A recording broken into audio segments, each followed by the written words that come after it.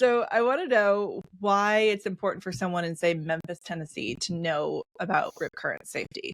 Well, I think it's really important for someone in Memphis because what we're also coming up to right now is spring break time. And as someone who grew up in Tennessee and Memphis specifically, this was the time where we headed down to Florida to get a little bit of warmth and sand and ocean. So being aware of not just rip currents, but just beach safety, because often at spring break, there may not be the lifeguard agencies that are set up that you would normally find in May or June. So really, it becomes the responsibility of the college student or mom or dad or even the kids to be aware of what's going on at the beach, to know about rip currents and how to get out of those dangers, but also know about the other hazards that they may run across at the beach. And knowing that that environment changes with the tides, changing from afternoon to morning to the next day with weather. And the beach may look different than it did when they were there last year.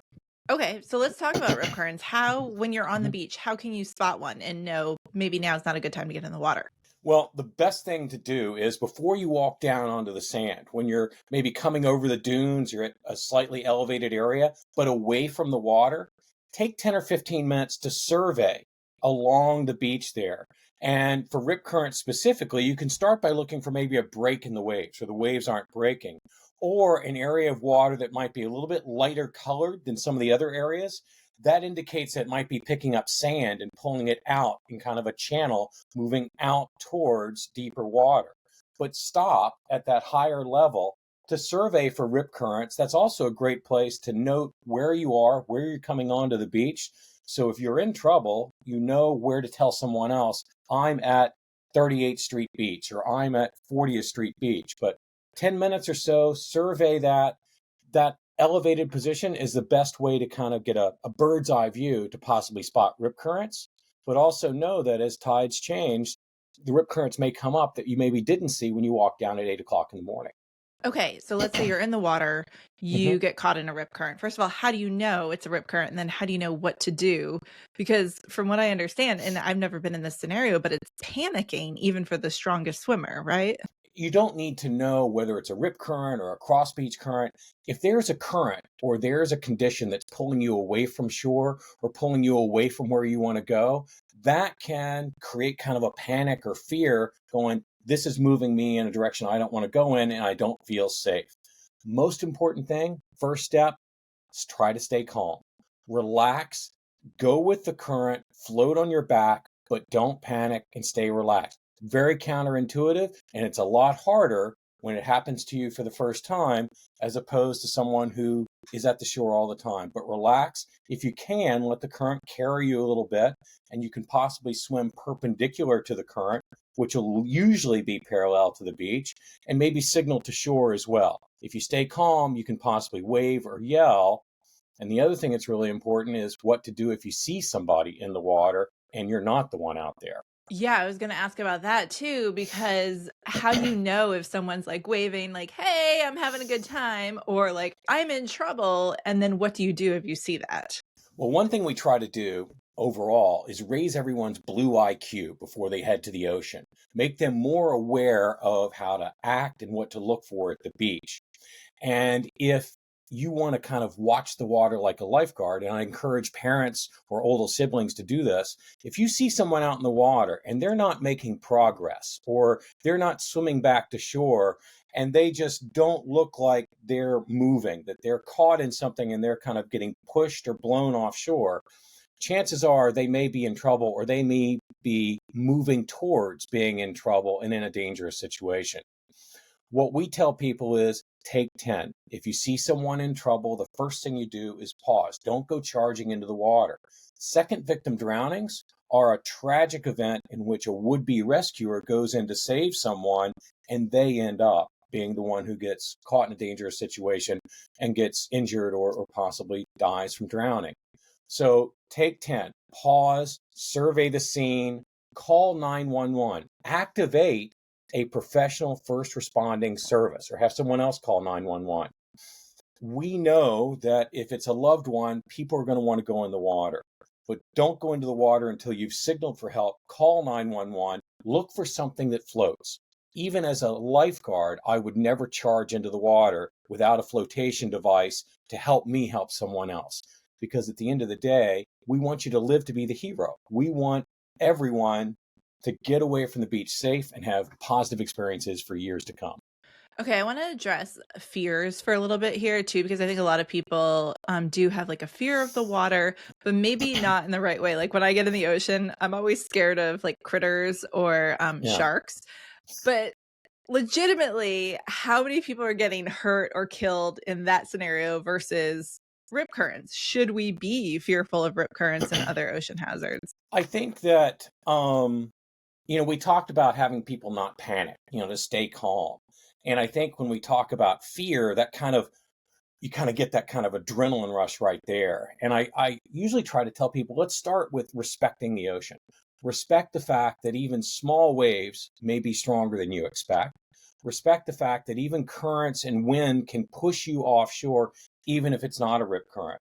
Respect the fact that there's stuff under the water. It might be rocks or jetties or pilings that can hurt you. It may not be a drowning, but it could be a spinal cord injury or a severe laceration. So respect the fact that it's an environment that's bigger than us with a lot of hidden dangers if you don't know the waters and know what to look for. And I think that's what's, really important is there are things to respect. I mean, if you are going to the beach, remember we started off this journey stopping before you got onto the sand to look and see if there's rip currents. Also, are there warning flags up? Did the lifeguard agency put up a flag that says, you know what, there are jellyfish in the water? Or you know what, there was runoff from the recent rains and the water's contaminated, it's not safe? Or is there a high danger of rip currents that National Weather Service released? So looking for flags and warning signs to know what to look for, and respect that if that warning's up there, it's something that could hurt or possibly kill someone. But I think more importantly than being fearful of it is respecting it and really understanding your role in protecting yourself and others. Okay, so spring break right around the corner here for Yeah. many college students, people in groups, people having fun, people drinking perhaps at the hmm water. How often do you see incidents pop up as a result of alcohol or partying at the beach? Um, Far too often. And I think that, what happens on land just gets magnified in water where you're now in a dangerous environment. And anything that compromises someone's decision-making ability or their ability to be situationally aware, they're a little bit groggy maybe from the night before. Maybe they're not drinking right there, but they're really exhausted and tired from the night before.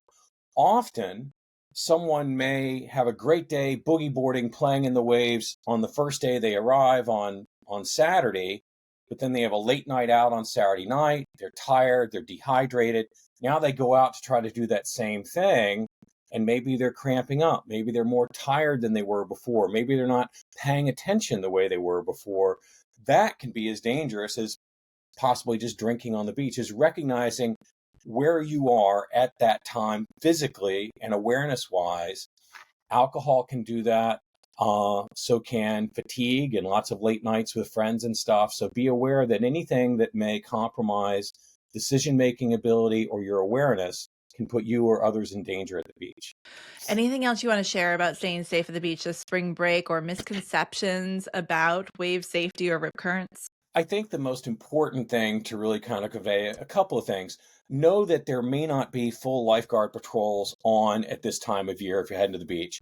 And you'll see a lot about warning signs and warning flags, but know that there is an international standard for warning flags, but local beaches or local municipalities may use flags that mean different things. So wherever you're going, take some time to stop at a visitor center or visit their website to find out what do they feel are the safest places to swim, places you shouldn't go, what kind of warnings do you need to look for. Like we talked about, be aware that one of the biggest dangers is second victim drownings, people that go in the water to save someone else. Take a look at the National Weather Service's Take 10 video to kind of see a 55-second cartoon about what to do if you see someone else in trouble. And also, we're on the weather desk right now. Know that weather can change dramatically on a shoreline. It might be calm with no wind in the morning, but it might be blowing 20 miles an hour offshore in the afternoon, and that'll dramatically affect what you would experience in near shore conditions right there. And if you're traveling internationally, take the time to talk to a local to find out what's going on at that beach and where to get help if you need it.